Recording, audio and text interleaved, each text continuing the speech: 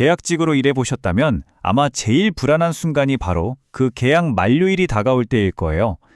달력의 마지막 날짜를 보면서 이걸로 정말 끝인 건가 하는 생각 한 번쯤은 해보셨을 텐데요. 원칙적으로는 계약이 끝나면 그걸로 끝나는 게 맞지만 사실은 아닐 수도 있습니다. 우리나라 법원이 수십 년 동안 차곡차곡 쌓아올린 비정규직을 위한 보이지 않는 안전망이라는 게 있거든요. 오늘 바로 이 안전망에 대해 자세히 들여다볼게요. 네, 정말 이 질문 앞에서 다들 막막함을 느끼시죠?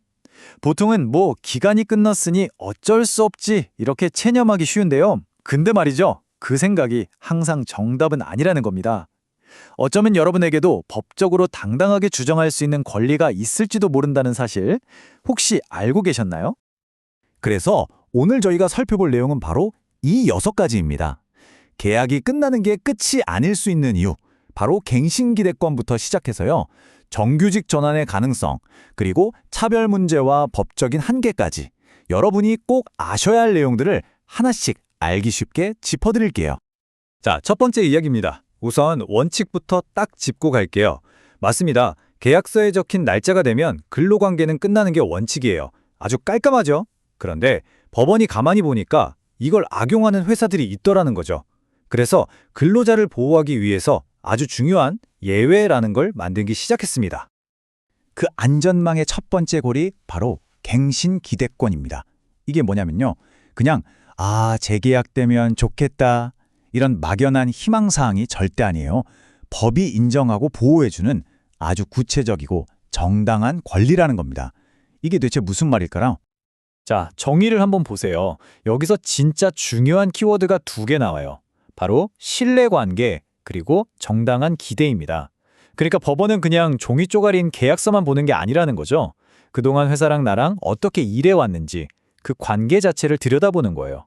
그래서 그 관계 속에서 이 정도면 당연히 내년에도 일하겠구나 하는 믿음이 생겼다? 그러면 그 믿음을 법이 지켜주겠다는 겁니다. 정말 중요하죠? 그러면 법원은 도대체 뭘 보고 이 사람한테 정당한 기대가 있구나 하고 판단할까요? 바로 이런 것들입니다. 한번 볼까요? 예를 들어서 내가 벌써 여기서 계약을 2-3번이나 갱신했어요. 아니면 회사 규칙에 계약 갱신은 이런 절차로 한다고 딱 적혀 있어요. 이러면 강력한 증거죠. 심지어 내가 하는 일이 그냥 잠깐 하는 알바가 아니라 이 회사가 계속 굴러가려면 꼭 필요한 일이다? 이것도 아주 중요한 근거가 됩니다. 와, 이 대법원 판결 문구 한번 보세요. 이게 바로 갱신기대권이라는 게 얼마나 강력한 무기인지를 보여주는 결정타입니다. 무슨 뜻이냐면요. 갱신될 거라고 믿을 만한 근로자를 합리적인 이유 없이 계약 끝났으니 나가세요 하는 건 그냥 정규직 직원을 부당하게 해고하는 거랑 똑같이 취급하겠다는 거예요. 겉으로는 계약 만료라고 포장했지만 그 알맹이는 사실상 부당해고다라고 법원이 딱 못을 박은 거죠. 자, 이제 한 단계 더 들어가 볼게요. 갱신기대권보다 더 강력한 게 있습니다. 그냥 계약 연장 수준이 아니라 아예 정규직, 그러니까 무기계약직으로 바꿔줄 거라는 기대, 이것도 권리가 될 수 있다는 건데요. 이걸 바로 전환기대권이라고 부릅니다. 이 전환기대권은 언제 생기냐면요. 예를 들어 회사 규칙에 우리 회사는 2년 일하고 평가 잘 받으면 정규직으로 전환시켜줍니다. 이런 조항이 있는 거예요. 아니면 그런 규정은 없더라도 내 선배들을 보니까 다들 그렇게 정규직이 됐어요. 이런 관행이 있을 때 인정되는 겁니다. 단순 재계약과는 차원이 다르죠. 완전한 고용 안정으로 가는 다리 역할을 하는 아주 강력한 권리입니다. 자, 그럼 이 2가지, 갱신기대권이랑 전환기대권, 뭐가 다른지 확실하게 짚고 넘어갈게요. 간단해요. 갱신기대권은 기간제 계약을 한 번 더 하는 걸 기대하는 거고요. 전환기대권은 아예 신분을 정규적으로 바꾸는 걸 기대하는 거예요. 그래서 만약에 회사가 이걸 부당하게 거절했다? 그 결과가 완전히 달라요. 갱신 거절은 그냥 계약이 연장된 걸로 끝나지만 전환 거절은 그 순간부터 내가 정규직 직원이 되는 겁니다. 와, 이거 진짜 엄청난 차이죠? 자, 지금까지는 고용 안정, 그러니까 계속 일할 수 있느냐의 문제를 봤는데요. 이것만큼 중요한 게 또 있죠. 바로 일하면서 겪는 차별 문제입니다. 많은 분들이 이제 계약도 끝났는데 뭘 어떡해 하고 포기하시거든요. 근데 절대 그렇지 않습니다. 이 자동차 운전학원 강사님들 사건을 보면 딱 알 수 있어요. 이분들이 일하면서 월급 같은 걸로 차별을 받아서 노동위원회에 이거 바로잡아주세요 하고 신청을 했어요. 그런데 사건이 처리되는 와중에 계약 기간이 끝나버린 겁니다. 그러니까 회사는 이제 우리 직원도 아닌데 뭘 바로잡냐 이렇게 나온 거죠. 하지만 대법원은 다르게 봤습니다. 핵심은 바로 이거예요.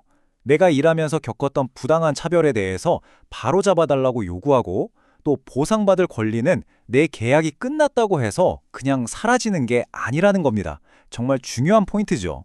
나의 권리가 계약서의 마지막 날짜와 함께 끝나지 않는다는 걸 보여준 아주 의미 있는 판결이에요. 자, 다시 갱신기대권 얘기로 잠깐 돌아가 볼게요.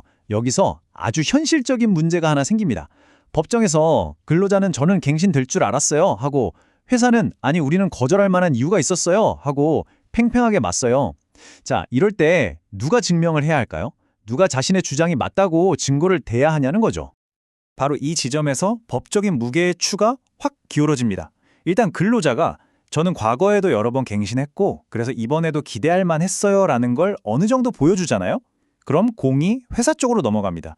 즉, 왜 이 사람을 재계약 안 해줬는지, 그 이유가 얼마나 합리적인지를 증명해야 하는 책임, 이게 전부 다 회사한테 넘어가는 거예요.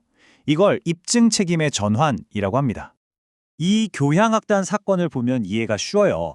이 악단이 몇 년 동안은 계속 기존 단원들끼리만 심사를 해서 재계약을 해줬거든요. 그런데 어느 날 갑자기 아무런 동의도 없이 이제부터 외부인이랑 다 같이 경쟁해서 뽑겠다 하고 방식을 바꿔버린 거예요. 그리고 기존 단원들을 우수수 떨어뜨렸죠. 법원은 이건 합리적이지 않다고 판단했습니다. 오랫동안 쌓아온 신뢰를 깨고 일방적으로 규칙을 바꾼 건 정당한 이유가 될 수 없다고 본 겁니다. 자, 지금까지 법원이 얼마나 촘촘하게 비정규직을 위한 보호장치를 만들어 왔는지 살펴봤습니다. 정말 대단하죠? 그런데요, 안타깝게도 이 안전망이 모든 사람을 다 구해주지는 못합니다. 현실적으로 분명한 한계가 있다는 거죠. 바로 이 지점에서 아주 아이러니한 상황이 발생합니다. 법 전문가들이 지적하는 건데요. 이런 판결들이 오히려 예상치 못한 부작용을 낳고 있다는 거예요. 뭐냐면 영리한 회사들이 이 법망을 피해갈 방법을 찾아냈다는 거죠. 방법은 아주 교묘해요. 아예 처음부터 계약서에 이 계약은 이걸로 끝이고 절대 갱신 안 됩니다 라고 대문짝만하게 못을 박아두는 거죠. 아니면 갱신될 거라는 기대를 줄 만한 말이나 행동은 절대 안 하고 실제로도 한 번도 갱신해주지 않는 나쁜 선례를 계속 만드는 겁니다. 한마디로 법이 보호해주려는 그 신뢰라는 게 싹틀 기회조차 주지 않는 거예요. 이렇게 되면 법의 보호를 받기가 정말 힘들어지죠. 결국 우리는 이런 질문 앞에 서게 됩니다. 수십 년에 걸쳐 법원이 이렇게 촘촘하게 짜올린 이 보이지 않는 안전망, 과연 이것만으로 충분할까요? 아니면 이런 법의 허점을 이용하는 걸 원천적으로 막을 수 있는 완전히 새로운 법이 필요한 걸까요? 어쩌면 이게 비정규직 문제를 푸는 데 있어서 우리 사회가 풀어야 할 가장 큰 숙제가 아닐까 싶습니다.